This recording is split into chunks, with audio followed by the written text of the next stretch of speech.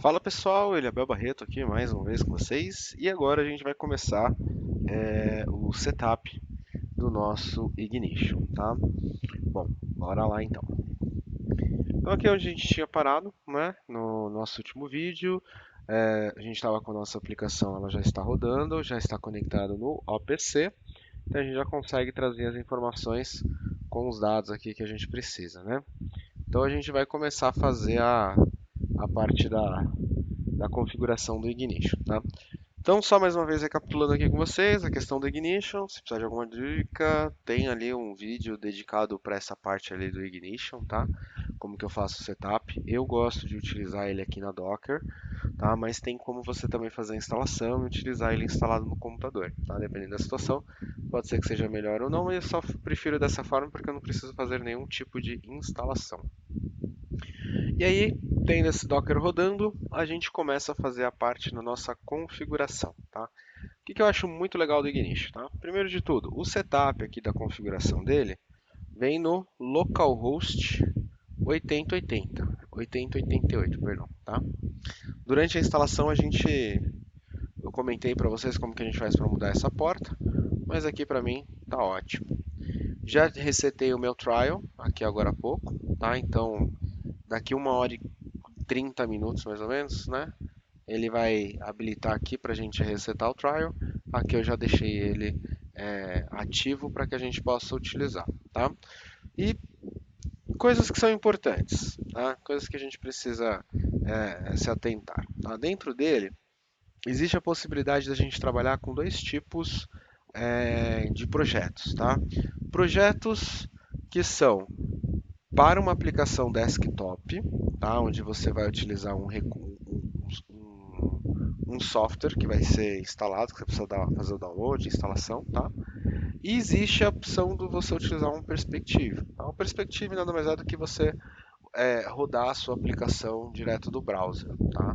Eu acho essa a opção mais interessante, tá? Mas você tem a opção de fazer das duas formas, né? Você cria um client onde você precisa instalar ou você roda direto do browser. Tá? Em ambos os casos, você vai precisar fazer o download desse Designer Launcher, né? Eu já fiz o download, eu tenho esse cara aqui, tá? Então eu já vou abrir aqui pra gente, mas eu não vou entrar nele ainda, tá bom?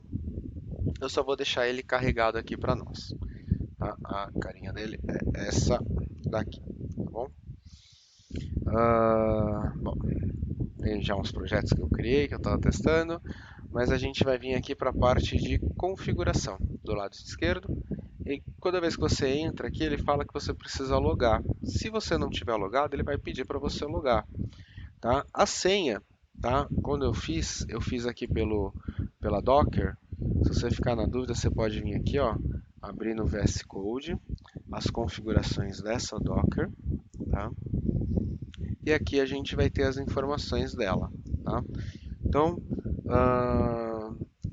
questão das informações, eu tenho o password admin, que está vindo desse arquivo passwords, que é o password, a minha senha, e o usuário, o nome do usuário de administração é admin.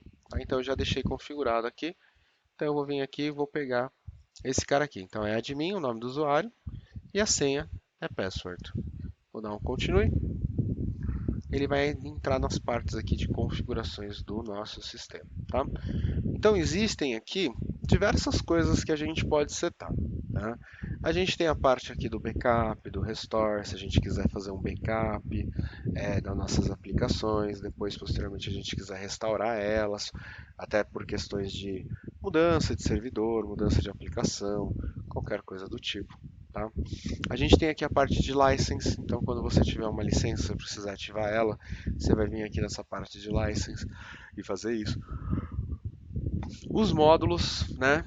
Ah, aqui, né, ele tem diversos módulos e cada módulo geralmente ele precisa de uma licença diferente, tá? Então você precisa consultar aí um revendedor responsável para você saber qual delas que você vai utilizar, tá? No nosso caso, eu só vou fazer uso da que está carregada, que é essa do OPC-UA, tá? Que ele já providencia junto com a nossa aplicação. E acho que é apenas isso. Talvez o Perspective, que a gente vai utilizar para questões de de criar as nossas páginas web, tá? Bom, além disso, ele tem alguns recursos de você criar redundância, enfim, eu não vou ficar falando muito das aplicações dos recursos que ele tem, tá? A gente vai direto aqui para aquilo que importa aqui para a gente. Tem a parte de segurança, a gente consegue criar usuários, regras de acesso, né, as roles de acesso para você poder usar. Tem como a gente fazer conexões com bancos de dados. E o que eu acho mais interessante é a parte aqui do OPC Client, tá? Então a gente tem aqui a parte do OPC UA e a gente tem a parte do OPC Client. Voltando, né? Quando a gente faz uso do OPC Client do PLC, o PLC ele é um server, tá? Eu não sei se isso fica claro para todo mundo que assiste aqui, mas eu vou pegar aqui um arquivo. O que era esse cara aqui? Esse cara aqui não tinha nada, né? Então eu vou vir aqui e vou pegar aqui um arquivo só para a gente poder exemplificar, tá? Vamos supor que você tenha uma conexão, né? Então, vou voltar um passo atrás, né? Quando a gente fala de comunicação, né, eu acho muito importante que as pessoas elas tenham essas informações, né, bem claras sobre a comunicação. Então vamos pegar aqui, vamos falar que a gente tem alguns tipos de comunicação, tá? Comunicações elas podem ser divididas em, em três ou quatro colunas, vamos dizer assim, né? A gente falaria mais ou menos um Excel para isso, né? Então, a gente pode falar que a nossa comunicação ela pode seguir um determinado protocolo, né, de comunicação. A gente também pode falar, né, que uma comunicação ela precisa, né, para que ela possa ocorrer, né, de um meio físico para isso. Então a gente tem aí, né, o nosso protocolo de comunicação, a gente tem o meio físico e a gente também pode ter, né, o que define, né, a nossa comunicação, a quantidade de conexões, né, que a gente pode existir. Tá? Então acho que isso daqui poderia ser até um, um, uma questão de uma outra explicação mais completa, mas eu já vou fazer aqui agora porque eu sei que vai fazer bastante diferença para aquilo que a gente vai falar, tá? Então, quando a gente fala de protocolo de comunicação, é muito comum a gente fazer algumas referências, tá? Geralmente a gente vem aqui e fala o seguinte, né? Eu vou fazer um protocolo de comunicação e aí eu vou utilizar, né, uma comunicação que vai ser, sei lá, vou falar do Modbus. Modbus RTU.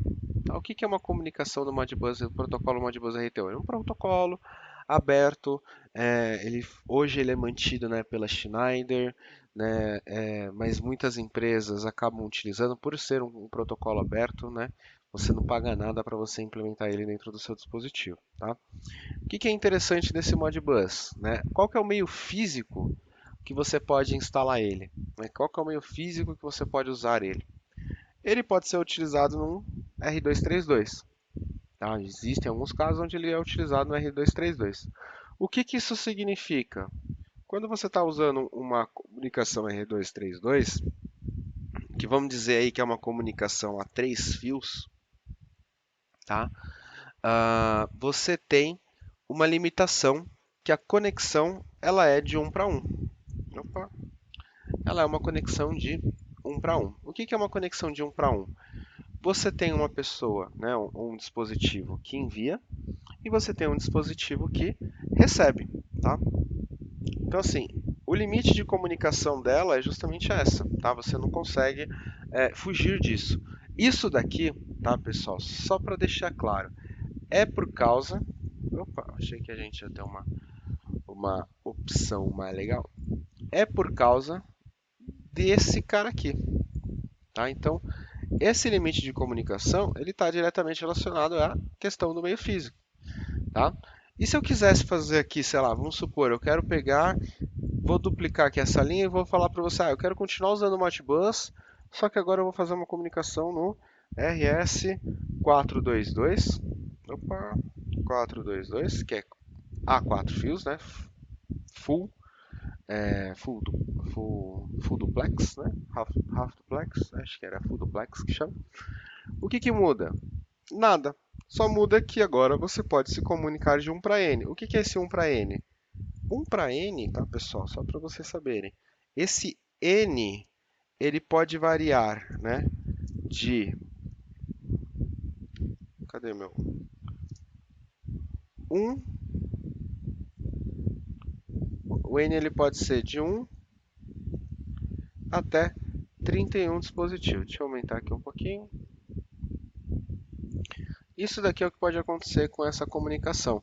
Quando você troca, tá, o meio físico com o qual você vai trafegar essa informação. Tá? Continua sendo o mesmo protocolo de comunicação, só que agora você tem essa comunicação de 1 para N. Tá? Em ambos os casos, a gente está falando aqui, tá, de uma topologia, pessoal. Essa topologia que a gente está falando é algo que é muito conhecido e o pessoal chama de mestre-escravo. Tá? Ou, né, em alguns lugares o pessoal fala, né, o termo em inglês, master and slave, né? Então você tem esse tipo de topologia, tá? Então essa daqui é a questão da definição, né, das informações aí que eu acho importante que vocês comecem a ter. Ah, mas beleza. E se eu tivesse que fazer algo diferente disso, né? O que que eu precisaria fazer, né? Bom, se você tivesse que fazer algo diferente disso, existe aqui a possibilidade de você mudar para comunicação Ethernet, né? Quando você muda aqui para o meio físico Ethernet, e aí o Ethernet você tem o Ethernet a fio, você tem o Ethernet Wi-Fi, você tem o Ethernet fibra ótica, tudo isso é Ethernet, tá? O meio físico ele está sofrendo alterações ali, mas o protocolo que ele vai trafegar basicamente continua sendo o mesmo, né? O que vai mudar é o dispositivo que vai trafegar essa informação. Mas se a gente falar o Ethernet, a gente pode vir aqui, a gente vai falar que em vez de usar o RTU, eu vou usar o TCP. O que que é o TCP? É o encapsulamento do Modbus RTU dentro de um frame de comunicação que segue os padrões da internet. Tá?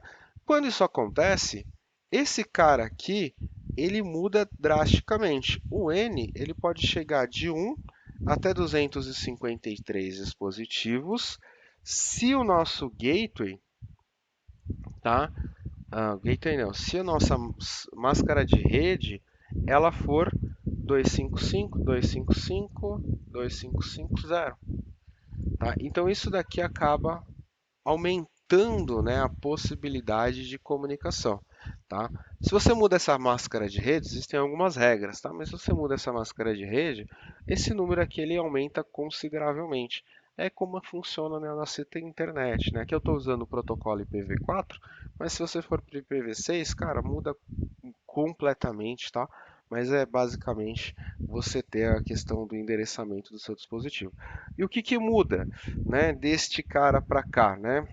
Para gente, o que que faz a diferença nesse tipo de topologia, né, que a gente começa a usar aqui, né? A gente começa a trabalhar, né, com o conceito de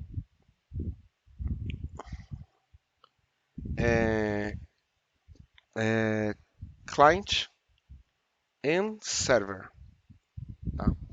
Basicamente, o que acaba acontecendo é isso daqui. Você começa a ter um conceito aqui, ó, de client e server. Tá? O que que seria esse client e server? Tá? O client iria fazer a mesma função do mestre, só que o server faria a função de um escravo. Tá? Basicamente, se a gente fosse trabalhar, né, numa relação direta, seria basicamente isso. O client vira o mestre e o server vira o escravo. Só que a função do client é a seguinte, tá? Na primeira, a gente tinha a seguinte situação, né? A gente tinha uma rede aqui, né? A gente tinha uma rede e a gente tinha um dispositivo, certo?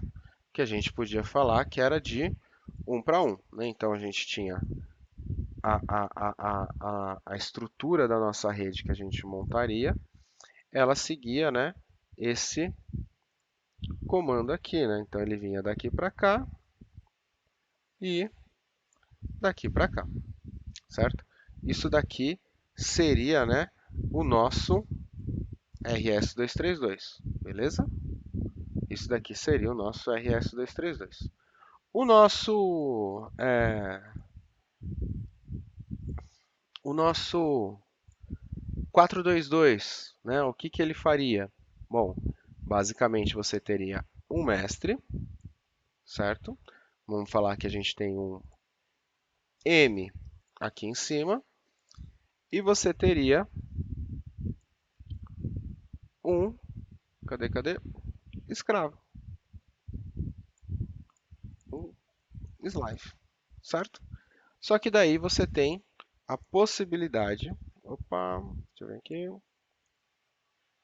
de ter vários escravos dentro da sua comunicação. Tá? Isso daqui que seria a representação aqui, né, do nosso RS422 ou um RS85, por exemplo, 485, né? A gente tem essa possibilidade, tá? Agora, se a gente fosse fazer a comparação com o Ethernet, tá? Existe, né, no Ethernet a seguinte maravilha. Você tem um cliente aqui em cima, certo?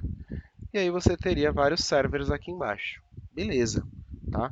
O que que muda deste para este, né? Do RS232 para RS485. Primeiro, você pode ter agora vários, vários clientes, tá? Na mesma rede, tá? O que não era possível você fazer isso no RS422 ou no 485, você poderia ter vários. E, inclusive, tá? Poderia haver aqui uma situação em que o mesmo dispositivo ele se comporte como cliente e como server dentro da rede. Então ele pode ser cliente para um determinado server e server para um determinado cliente. Então eu tenho a possibilidade de trabalhar com esse tipo de informação. Então isso aqui é o que acaba acontecendo, tá? Então, o motivo da gente falar, quando eu falo, né, uma conexão client-server, é justamente isso. O que que define o client hoje? O client ele é responsável por abrir a conexão no server. E o server, o que que define o server? O server, ele aguarda alguém abrir a conexão para você poder trocar mensagem. Mas se esse daqui vai ser o client, se esse daqui vai ser o server, depois que a conexão, a comunicação está aberta, tanto faz. Tá? Você pode enviar mensagens à vontade. Tá? A única questão é essa, que você precisa ter um client que vai abrir a comunicação e trocar dados com um server. Tá? Então, isso daqui são as informações que eu acho que são importantes quando a gente vai começar a falar aí de redes, de computadores. Tá? E aqui na parte é, cadê o nosso gateway? Vamos fazer o login novamente. Ele desconectou. A gente precisa conhecer isso. Por quê? O meu CLP ele é uma conexão server. Se ele é uma conexão server, dentro aqui, né, do nosso Ignition, eu preciso fazer a configuração de um OPC client. Então eu vou vir aqui dentro dos meus OPC Connections e eu vou criar uma nova OPC Connection. Tá? Vai perguntar se eu vou usar o OPC-UA, vou falar que sim. Ele vai pedir o endpoint. Lembra lá do AXSupport? A gente tem aqui nos properties. Eu não tenho aqui ó, o OPC TCP. Eu vou copiar exatamente esse cara e vou colar aqui, ó, e vou dar um next. Ele vai perguntar se eu tenho certeza, se eu quero selecionar. Beleza, esse mesmo. Vou selecionar o endpoint, qual que é o tipo de segurança que ele está disponível. Ele só tem a segurança known, né, que é Anonymous. Eu vou falar que isso, que eu quero isso mesmo. Aí ele vai perguntar, tipo, confirma tal, então é esse o APC, é esse o endpoint, é isso mesmo que a gente quer? Sim, é isso mesmo. Se você quiser, ele tem aqui a opção de você pular para as configurações avançadas, tá? Mas o que que seriam essas configurações avançadas? Seria para a gente editar algum valor em específico. Cara, eu não preciso disso. Vou vir aqui e vou clicar em Finish. Tá? Ele vai pedir para eu dar um nome para esse cara. Tá? O nome, para ele, posso colocar qualquer nome aqui, né? Eu vou usar aqui projeto 1, tá? Posso colocar uma descrição, verifico se eu vou deixar ele habilitado, qual que é o usuário e senha, lembra, não temos. Temos como habilitar aqui as configurações avançadas, tá? Se eu quiser mudar algum tipo de dado, timeout, tempo de resposta, quantidade de informações, enfim, tem várias informações que a gente pode fazer. E aí eu vou fazer a criação aqui vou deixar tudo default e vou criar o meu projeto. Então ele vai vir aqui, ó, vincular o projeto número 1 ao PCUA e é importante você verificar esse status, tá? Esse cara aqui, ele tem que estar como connected. Se ele tiver como connected, a gente constar o Ignition já, já consegue ver e monitorar as tags do nosso dispositivo, tá?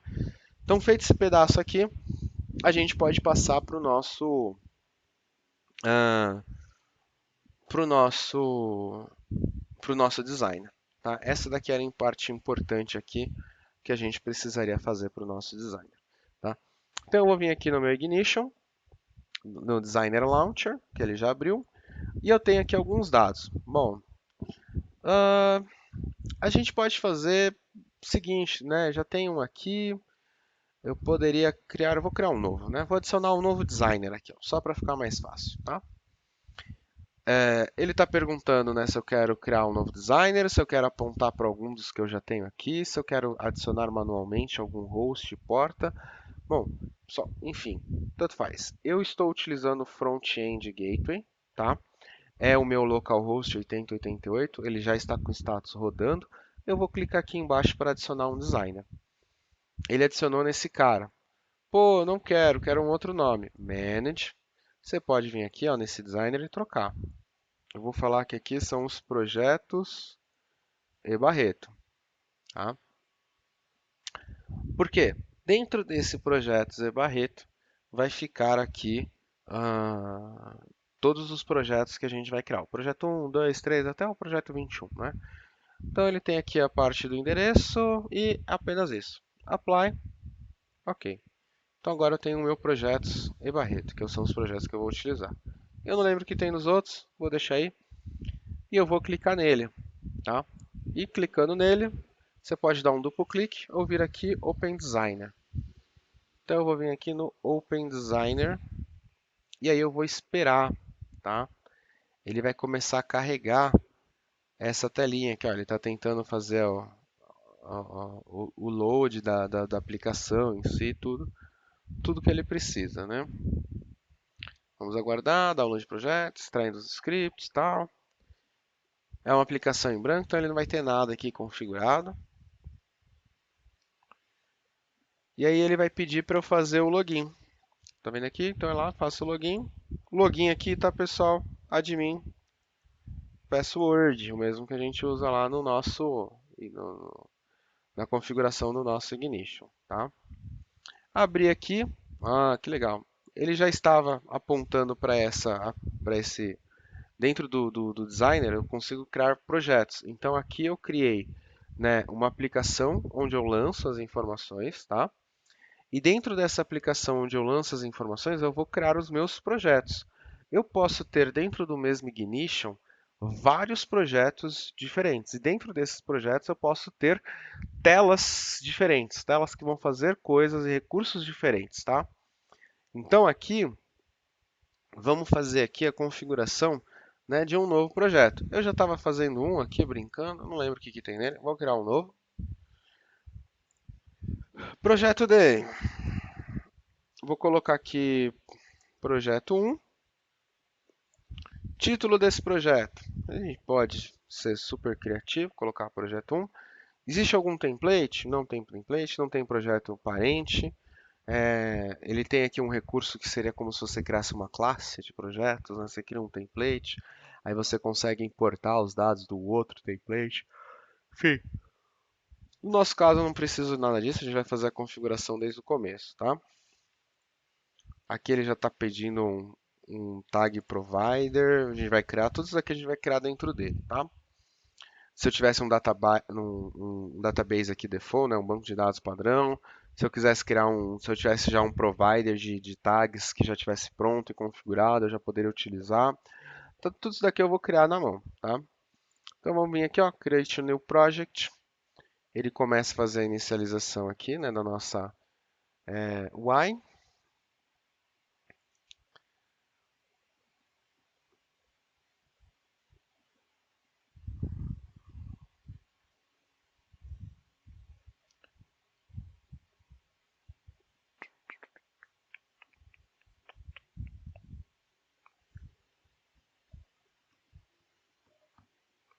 E ele carrega aqui a nossa tela, né, nossa tela frontal aqui. Beleza. Bom, pessoal, seguinte, o nosso vídeo ele já está ficando um pouco longo. Eu vou parar por aqui. Antes da gente começar a fazer propriamente a parte aqui do nosso designer, né, da criação da nossa tela, eu vou, é, eu vou parar por aqui para que a gente possa continuar no próximo vídeo. Aí também não fica tão cansativo, né? A gente já tem 25 minutos aí. Acho que fica mais prático. Não esqueça de testar, de ver isso que eu estou mostrando para vocês. Faça vocês mesmos, né? Os problemas que vocês encontrarem, né? Retornem aqui para gente. Eu acho que isso é extremamente fundamental que você consiga é, fazer, tá? Esses testes e passar por essa experiência, tá? A experiência, na minha opinião, ela vale muito. Então fica essa dica aí para vocês. Eu tentar trazer aí o máximo de conteúdo possível, de casos reais e passando as informações da melhor forma possível, tá? De qualquer forma, até o próximo vídeo. A gente continua já já com a parte aqui do Ignition.